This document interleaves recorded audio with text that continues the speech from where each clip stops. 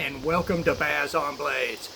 My name is Baz and I talk about blades, and today please forgive the wind noise. I don't even know if you're getting wind noise right now. I'm out here on my back porch. I've got a thunderstorm blowing up back behind me, so I thought, hey, thunderstorm, best time to do a video. There's some thunder right there. Yeah. After working all week in a factory where it's like 100 degrees every day and I'm wearing a mask. I gotta wear a mask in a factory. Don't get me started. Don't get me started, guys. Before I forget about it, let's see what Baz on Blades is carrying today. We've got the Best Tech Paladin right here, guys.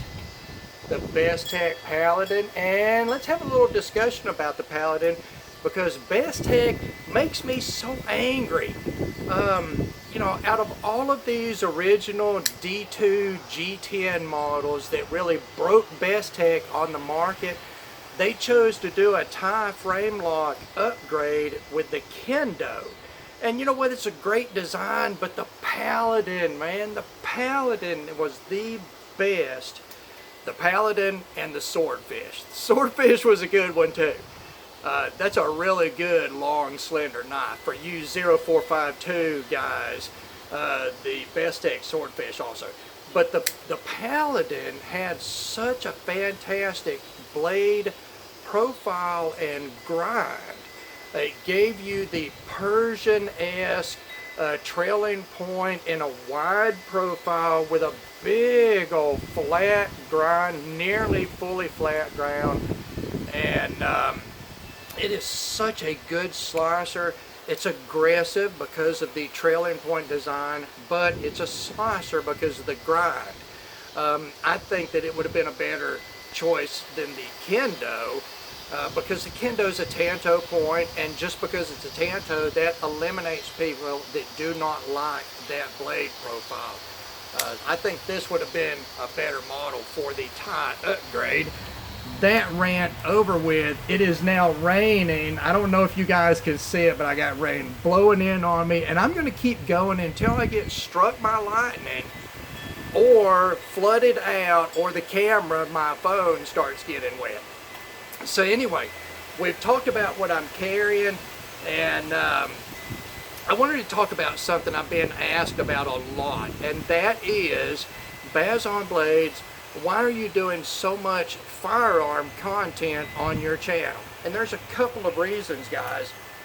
The first is, for the last little while I've been out of work with my back, so funds are low, and I can't spend a lot of money on buying knives to review, so we had to sort of shelve that a little bit.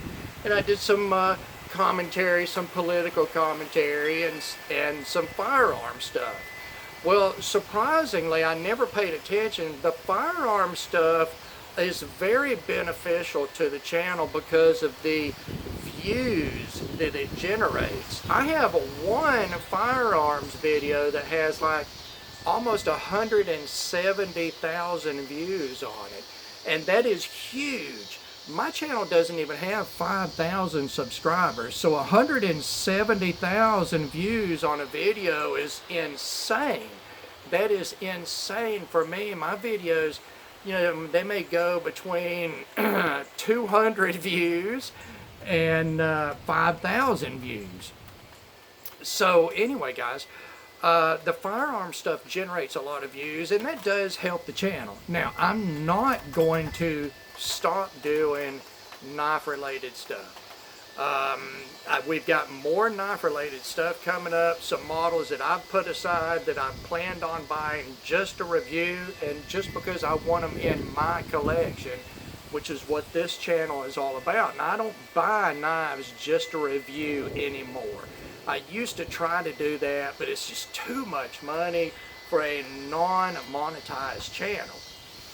What I do is, there's knives that come out that I want for my personal collection. I buy them, and you know, that's what I'm going to review from now on, unless it's something really special that drops on the market, and I mean like a game changer sort of knife. That would be something I'd have to grab just to try it for myself and to review, regardless of my what I thought about it initially.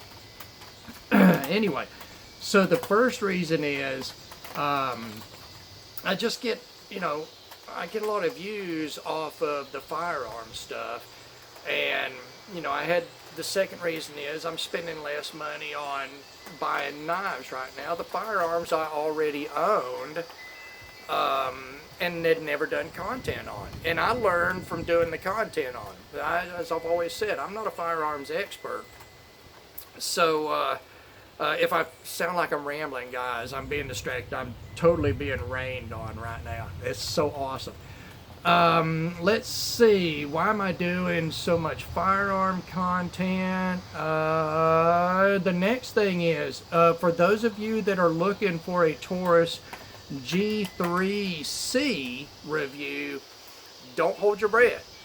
Ever since I put the Keep Tinkering trigger in my G2C, I just don't have a reason to buy a G3C other than just to review it. I don't need another 9mm that size, and although I do appreciate the improvements in it, the trigger pull, the G3 series trigger pull that's in it is not as good as my G2C with the Keep Tinkering trigger.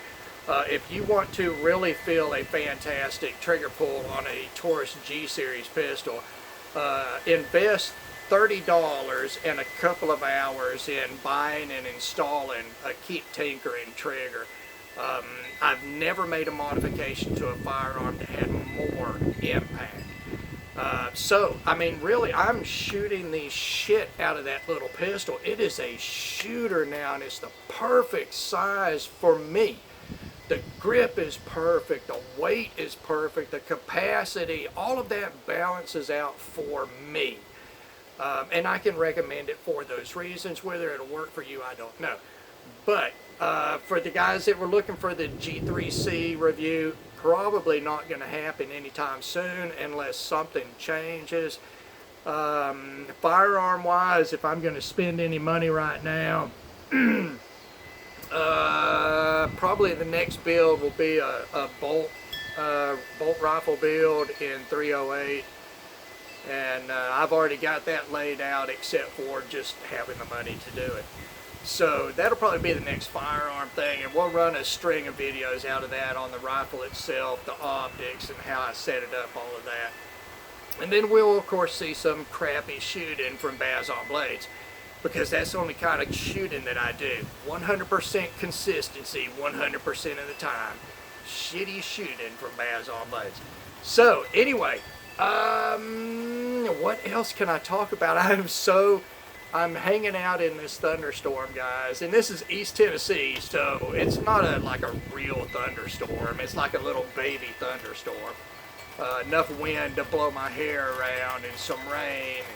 I know you can hear the wind chimes in the background.